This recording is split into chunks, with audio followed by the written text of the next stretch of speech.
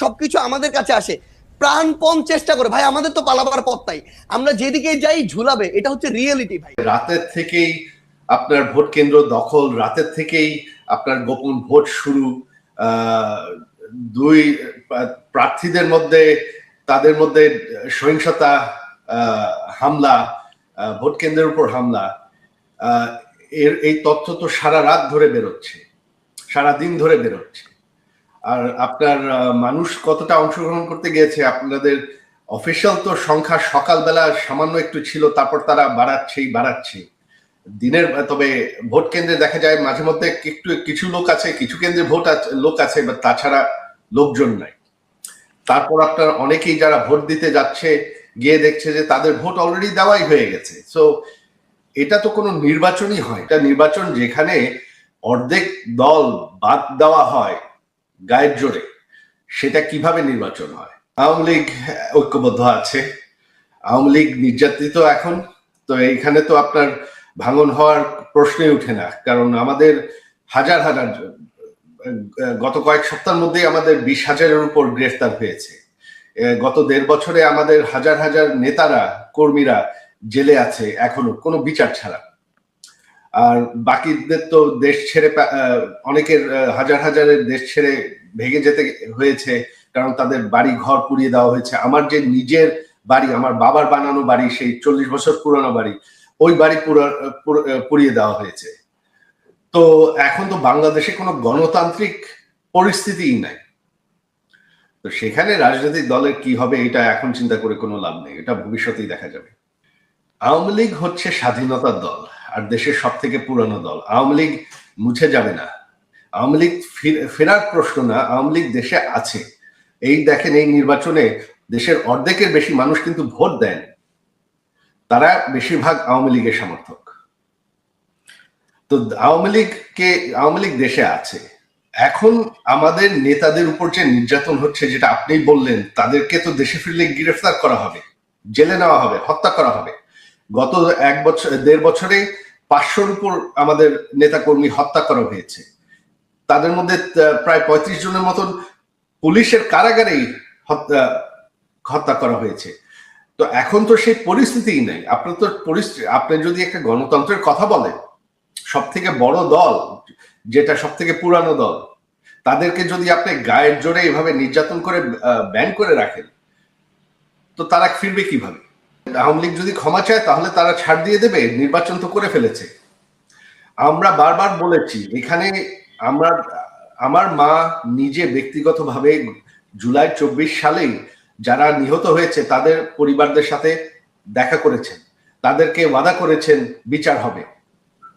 তবে আমরা একটা জুডিশিয়াল কমিটিও গঠন করেছিলাম, সেই কমিটিকে তো এই সরকার এসে বাতিল করে দিয়েছে। শুধু সেটা না, আওয়ামী লীগের তো শত শত কর্মী হত্যা হয়েছে, যারা তাদেরকে হত্যা করেছে তাদেরকে কিন্তু এই সরকার ইনডেমনিটি দিয়েছে, আইনগতভাবে ইনডেমনিটি দিয়েছে, যে যারা প্রোটেস্টার, তাদের বিরুদ্ধে কোনো আইনগত বিচার হবে না। তো আপনি এক হাতে আপনি হত্যাকাণ্ডর ইনডেমনিটি দিচ্ছেন, আরেক হাতে আপনি ক্ষমা চাচ্ছেন, ক্ষমা দাবি করছেন, সেটা কিভাবে হয় সেটা আমাকে বোঝান। যে এক সেট হত্যাকাণ্ড, সেটা একদম জায়েজ, সেটা আইনগতভাবেই জায়েজ, অথচ আপনি ক্ষমার কথা বলছেন, সেটা কিভাবে হয়? বিচার হতে হলে তো সমান বিচার হতে হবে। বর্তমান যে সরকার মধ্যে কি আপনারা বেশি শক্তিশালী, নাকি আপনারা 3 জন, অন্যরা 17 জন, মানে এরকম কি কোনো গ্রুপিং আছে, নাকি আপনারা সবার মধ্যে ভালোই সমন্বয় আছে? আপনি বাইরে থেকে কি বোঝেন? না, এই জায়গাটি আমার কাছে একটু আলাদা রকম। সেই জায়গাটি হচ্ছে আমাদের এই বৈষম্যবিরোধী ছাত্র আন্দোলন প্ল্যাটফর্মে যে 3 জন সরকারের বিভিন্ন জায়গায় আমাদের প্রতিনিধিত্ব করছেন এবং সরকারের অংশ, তারা যখন ওই জায়গাটিতে থাকেন, সরকারের জায়গাটিতে, তাদের তখন ওই নির্দিষ্ট জায়গাটিতে আসলে সরকারের হয়ে বিভিন্ন জায়গায় কাজ করার যে একটি আলাদা রকমের যে একটি ক্ষমতার জায়গা, কিংবা বিভিন্ন জায়গায় কাজ করার যে তাদের নির্দিষ্ট কিছু আলাদা ক্ষেত্র রয়েছে, যেগুলোতে তাদের ওই ডিসিশন মেকিং ক্যাপাবিলিটির ওই জায়গাটি রয়েছে সরকারের হয়ে। সেটি কিন্তু আমাদের ওই জায়গাটিতে নেই। আবার আমাদের একটি অ্যাডভান্টেজ রয়েছে, যে অ্যাডভান্টেজটি হচ্ছে যে তারা সরকারে থাকার কারণে অনেক বিষয় রয়েছে যেগুলো তাদেরকে অনেক মেনে সংযত হয়ে চিন্তা ভাবনা করে কথা বলতে হয়, চলতে হয়, প্রোটোকলের মধ্যে থাকতে হয়। সেদিক থেকে আমাদের আমাদের একটা কমফোর্ট জোন হচ্ছে। হ্যাঁ, আমরা সত্যি আমাদের জীবনের প্রথম, আজকে থেকে 3 মাস আগে আমরা কেউ চিন্তা করিনি যে আমরা জীবনে হয়তো এই অভিজ্ঞতাটির মধ্যে দিয়ে যাব। আজকে থেকে 3 মাস আগে কেউ আমরা ভাবিনি যে বাংলাদেশে 3 মাস পরে এই অবস্থায় আসবে। সেই জায়গায় আমরা প্রতিনিয়ত বিভিন্ন জায়গায় ঠেকছি, শিখছি, ভুল করছি, নিজেদেরকে ঠিক করছি। বাট আমরা তাদেরকে প্রত্যেকটি জায়গা, সরকারের যারা রয়েছে তাদের যে জায়গাগুলোতে আমাদের মনে হচ্ছে যে এই জায়গাগুলো আমাদের গঠনমূলক ভাবে সমালোচনা করা দরকার, কঠোরভাবে সমালোচনা করা দরকার, সেটি করার আমার যেমন সুযোগ রয়েছে, আবার জনগণের সাথে একদম রাজপথে সংগ্রাম করার যেমন আমার সুযোগ রয়েছে, আবার প্রত্যেকটি জেলায় জেলায় ছুটে গিয়ে আমার সাধারণ যারা আন্দোলনকারী ছিল, ছাত্র জনতা ছিল, তাদের সাথে মেশা, কথা বলা, আমার যারা আহত ভাই বোনেরা কিংবা শহীদ পরিবার রয়েছে তাদের সাথে কথা বলা, এই যে প্রোটোকলের বাইরে থেকে যে এক্সট্রা একটি সুবিধা, আমার যখন ইচ্ছা আমি চলে যেতে পারছি, যখন ইচ্ছা আমি রিক্সায় চলতে পারছি, রাস্তা দিয়ে মাস্ক পরে আমি হেঁটে বেড়াতে পারছি, এই আমার একটা আলাদা অ্যাডভান্টেজ রয়েছে। মানে অর্থাৎ এই জায়গাটিতে আমার মনে হয় যে তাদের যেমন ডিসিশন মেকিং এ সরাসরি একটি প্রভাবের জায়গা রয়েছে, কিন্তু আমি আমার জায়গা থেকে বা আমরা যারা রয়েছি সরকার, আমরা যারা নেই, আমাদের একটি আলাদা কমফোর্টের জায়গা রয়েছে। একই সাথে আমরা বাংলাদেশের এই একটি রাষ্ট্রপতি ইস্যুতে আমরা দেখলাম যে আমরা বিভিন্ন রাজনৈতিক দলের সাথে যেমন কথা বলছি। আমি আসছি এটার ব্যাপারে। আপনার এইটাতে আপনি বলছিলেন যে নাহিদ বা মাহফুজ বা আসিফকে অনেক চিন্তা ভাবনা করে কথা বলতে হচ্ছে। চিন্তা ভাবনাটা কি আপনি বা হাসনাত একটু কমই করতেছেন নাকি ইদানিং, নাকি মানে? আচ্ছা, আমি আপনার অ্যাঙ্গেলটা বুঝতে পেরেছি। আসলে আমরা চিন্তা ভাবনা কম করছি এটা আমরা মনে করি না, বরং আমি আমার জায়গা থেকে বা হাসনাতের জায়গা থেকে আমি সামগ্রিক ভাবেই বলি। আসলে আমি প্রথমে আপনাকে একটা কথা বলে নিয়েছি, 3 মাস আগে আমরা যে জীবনে এই পর্যায়ে থাকবো এটা আমরা কখনো কল্পনা করিনি, এবং সবগুলোই আমাদের জীবনের নতুন নতুন অভিজ্ঞতা। ইভেন আমরা ওই যে আমরা 4 তারিখে আমরা যখন ঘোষণা দেই যে 6 তারিখে আমাদের লং মার্চ টু ঢাকা হবে, তখনই আমাদের ইনস্ট্যান্ট আবার আমাদের ডিসিশন বিভিন্ন পার্সপেক্টিভ চিন্তা করে প্রায় 30 মিনিটের একটা ডিবেটের পরে আমরা ডিসিশনে আসি যে না, পরশু নয়, আগামীকালই লং মার্চ টু ঢাকা।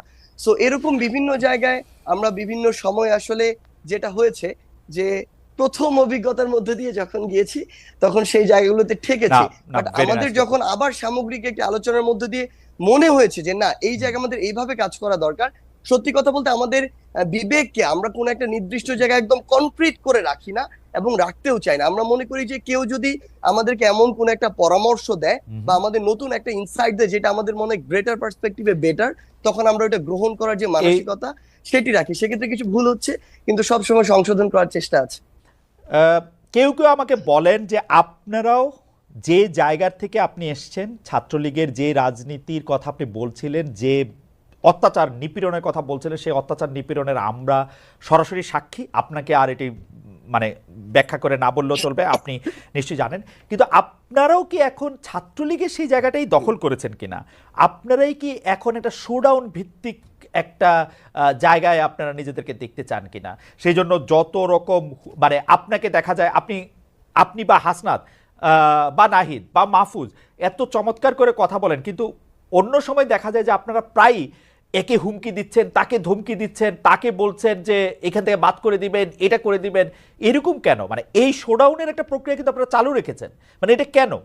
মানে এরকম না হইলে আমরা যারা আপনাদের সাবজেক্ট আছি আমাদেরকে আপনারা শাসন করতে পারেন না, মানে আপনাদের একজন প্রভুর জায়গায় যাইতে হয়, ছাত্রলীগ আওয়ামী লীগের মতোই। বা সায়ন থেকে যখন বলবো তখন বলবো বিএনপি বা তার সহযোগী সংগঠনের মতোই।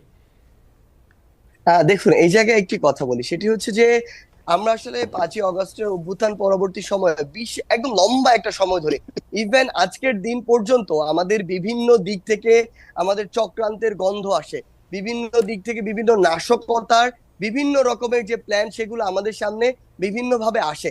এবং সবচেয়ে বড় কথাটি হচ্ছে যে এই যে অপশক্তিটি মনে করে আমরা যখন একটু শান্ত হয়ে যাই তখন মনে করে যে সকল ছাত্র জনতা আবার ঘরে ফিরে গিয়েছে, ক্লাসে ফিরে গিয়েছে। এবং ওই সময়টিতে তারা এমন ভাবে, আমরা দেখেছি সচিবালয়, আপনি নিজে দেখেছেন, আমরা হাইকোর্টে দেখেছি, আমরা বিভিন্ন জায়গায় এটি দেখি, আমরা গার্মেন্টস কর্মী, আমরা সাভারের দিকে দেখেছি, তারা বিভিন্ন ভাবে বিভিন্ন রূপে ফিরে আসে এবং তখন ফিরে আসে যখন দেখে আমরা কিছুটা শান্ত হয়ে গিয়েছি। তখন ওই যে আমাদের 3 অগাস্ট কিংবা 18, 19 জুলাই কিংবা 5 অগস্টের যে Interesting. হুঙ্কার দিয়ে মানে রাজপথে থাকা, interesting, রাজপথে নামা, interesting. ঠিক ওইভাবে আসতে হয়। কিন্তু সত্যি কথা এটি খুবই যে আমরা ইন্টারেস্টিং আসলে পয়েন্ট। ওইভাবে আসতে চাই না, এবং আমরা চাই ধীরে ধীরে যে বিষয়গুলো সংস্কার প্রয়োজন, রাষ্ট্রের স্বার্থে interesting. এখনই যে বিষয়গুলোতে কাজ করা প্রয়োজন, ওই বিষয়গুলোতে আমরা কাজ করি, এবং কাজ করে আমরা এই বাংলাদেশকে যে জায়গায় দেখতে চাই, এবং সবশেষে একটি জনগণের ভোটে নির্বাচিত যে একটি সরকার আমরা দেখতে চাই, সে পথে যাই। কিন্তু সবচেয়ে বড় কথা হচ্ছে ওই যে আমরা একটি কথা বারবার বলছি যে ফ্যাসিস্টের মাথা চলে গেলেও এই যে ডালপালাগুলো, এগুলো বিভিন্নভাবে বিভিন্ন দিক থেকে উকি দেওয়ার চেষ্টা করে, গর্ত থেকে উঠে আসার চেষ্টা করে, এবং তাদের সাথে আপনি যদি ভালোভাবে ডিল করতে চান, তারা তখন মাথায় উঠে বসে। ওই জায়গায় আপনার মাঝে মাঝে অন্তত তাদেরকে এটা বোঝানোর জন্য যে না, আমরা এখনো আছি এবং প্রয়োজন হলে আবার আমরা রাজপথে নামতে পারি, এটা বোঝানোর জন্য হলেও আসলে মাঝে মাঝে হুঙ্কার দিতে হয়। সার্জিস, খুবই ইন্টারেস্টিং। মানে আমি এরকম শুনছি অনেক সময় পুলিশরা বিপদে পড়ে আপনাদের ডাকে, যে মানে বাংলাদেশের যে মানে আমরা ব্যাপারটা ঠিক এরকম আমরা আমাদের জায়গা থেকে মনে করিনি। আমাদের জায়গা থেকে ব্যাপারটি এরকম মনে হয়েছে, পুলিশ বাহিনীর অধিকাংশ সদস্য কিন্তু এখনো তাদের ওই ভিতরের যে একটি মানসিক বা নৈতিক দুর্বলতার জায়গা সৃষ্টি হয়েছে, তাদের যে কতিপয় সদস্যের যে বর্বরতা কিংবা তাদের যে অতি উৎসাহের কারণে এবং ফ্যাসিস্ট সরকারের দালাল হিসেবে নিজেদেরকে আরো বেশি প্রমোট করা, তুলে ধরার কারণে, ভবিষ্যতে ফায়দা বা সুবিধা নেওয়ার কারণে তারা এই যে বর্বরতাগুলো চালিয়েছে, এবং এটার কিন্তু তারা নিজেরাও এই বর্বরতার অংশ। আমরা দেখেছি অনেক পুলিশ সদস্যের সন্তান মারা গিয়েছে।